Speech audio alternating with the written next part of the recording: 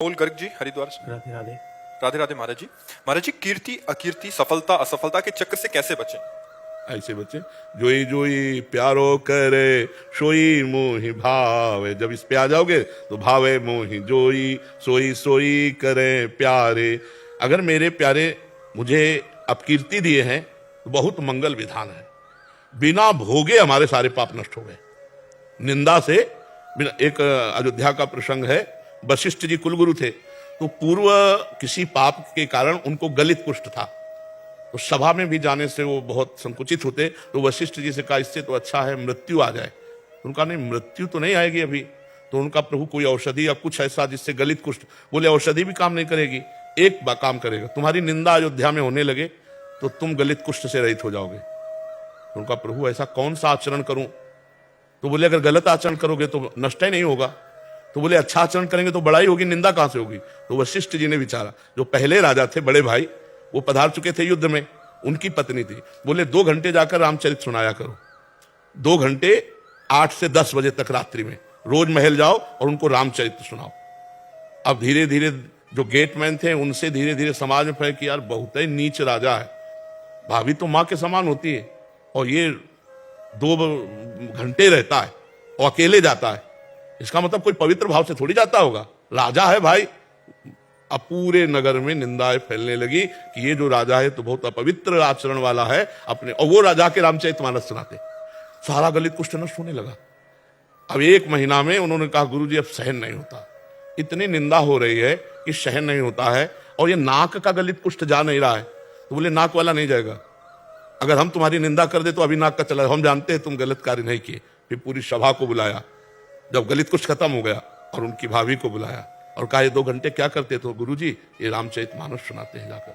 तब पूरी सभा, तो जब पूरे अयोध्या में निंदा फैली तो उनका गलित कुष्ठ चला गया। तो अगर हमारी निंदा हो रही तो हमारा कोई जो शारीरिक दंड होने वाला है वो भगवान निंदा के द्वारा हटा दिए। अच्छा, हमसे जो हार हुई, जैसे हम कहीं हार हो गए, हमारी हार हो जाती है, तो हमें विचार करना है कि हमारे अभ्यास में, हमारी क्रिया में कोई चूक रही है, चाहे पढ़ाई में हो, चाहे खेल में हो, चाहे कृषक में हो, चाहे व्यापार में हो। हमें कोई अनुभवी का आश्रय लेकर, हमें अभ्यास परायण, अपने अभ्यास में त्रुटि ना हो, प्रमाद ना हो, चाहे पढ़ाई कोई भी हो, तो हम हार नहीं सकते, पक्की बात है। अगर आज हारे हैं तो हम अपनी त्रुटि को, छिद्र को देखें कि कौन सा प्रमाद हुआ जो मैं हार गया, अगली बार जीत जाओगे।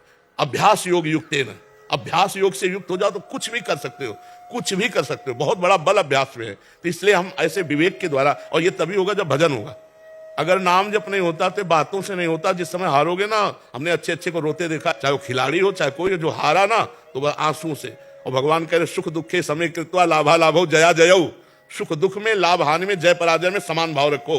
तो ये भाव तो भजन करने से आएगा, और विचार पूर्वक, विचार से चलने से आएगा। और भगवान की सब में कृपा है, हार में भी कृपा है, जीत में भी कृपा है, हानि में भी कृपा है, लाभ में भी कृपा है, पर वो विवेक होना चाहिए जो कृपा देख सके।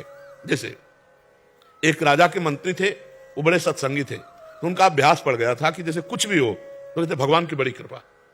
तो राजा के साथ शिकार खेलने गए थे, प्रत्यंचा खींची और चूक हो गई तो अंगूठा यहां से कट गया। तो उनका मंत्री, अंगूठा कट गया, तो उनका महाराज भगवान की बड़ी कृपा। बोले मेरा अंगूठा कटा और तू कह रहा भगवान की कृपा, इसको जेल में डाल दो। बोले ये भी भगवान की बड़ी कृपा। उनको अनुभव था कि मंगल भवन भगवान से कभी अमंगल हो ही नहीं सकता, वो सत्संगी थे। अब वो तो तुरंत आज भी है कि अगर हाथ कट जाए तुरंत उसको डॉक्टर के पास ले जाया जाए, विज्ञ डॉक्टर हो तो हाथ संचालन कर। और उस समय तो औषधियों का जोर था, अंगूठा कुछ दिन में ठीक हो गया। फिर शिकार खेलने गए तो कुछ सैनिक संग थे, मंत्री तो जेल में थे, तो सैनिक पीछे रह गए, उनका घोड़ा आगे बढ़ गया। तो दूसरी सीमा में एक मनुष्य को ढूंढा जा रहा था नरबली देने के लिए। तो जो ही राजा को देखा तो दूसरे राजा ने अपने सैनिकों के साथ उनको कवर कर लिया कि इससे बढ़िया क्या होगा।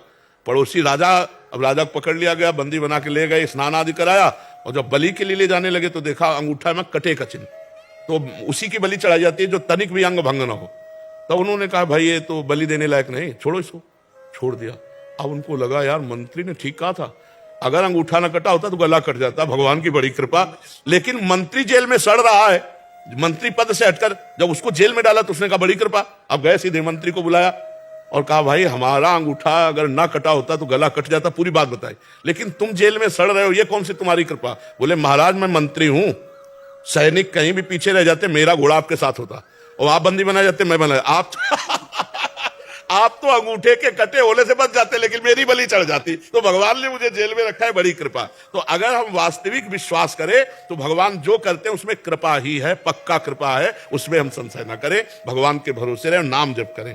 हम वर्तमान की स्थिति को मतलब प्रतिकूल है तो हम समझते हैं ये क्या भगवान की कृपा होगी, लेकिन परिणाम में निश्चित भगवान की कृपा है। आगे चलकर विवेक से देखेंगे तो भगवान की कृपा है जी।